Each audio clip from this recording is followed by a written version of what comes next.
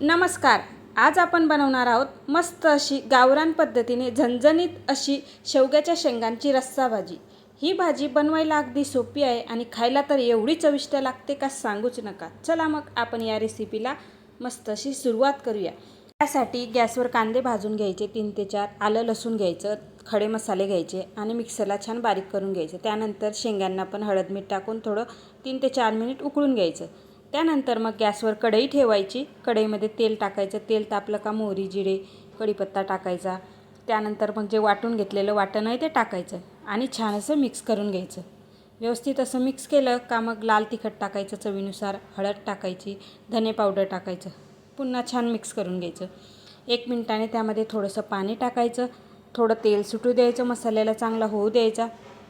छान असं मसाला झाला का त्यामध्ये मग चवीप्रमाणे मीठ टाकायचं. मीठ आपण थोडं शेंगांमध्ये पण टाकलं आहे, त्या अंदाजाने मीठ टाकायचं, नाहीतर मग होईल आपली भाजी खारी. बघा मस्त अशी छान उकळी आलेली आहे. मसाला चांगला झालेला आहे. आता त्यामध्ये ज्या उकळून घेतलेल्या शेवग्याच्या शेंगा आहे त्या टाकून घ्यायच्या.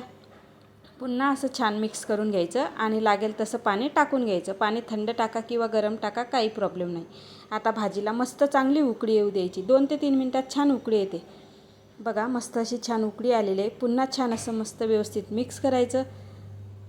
अजून 1 मिनिट चांगली उकळी येऊ द्यायची. बघा किती मस्त असा कलर आलेला आहे भाजीला आणि असा वास येतो आहे ना मस्त एकदम छान. त्यावरून आता मस्त अशी हिरवीगार कोथिंबीर टाकायची आणि गॅसची फ्लेम बंद करायची. बघा झाली मस्त आपली झणझणीत शेवग्याच्या शेंगांची रस्सा भाजी. या भाजीसोबत तुम्ही भाकरी खाल्ली ना तर भाकरीसोबत तर ही भाजी खूपच छान लागते.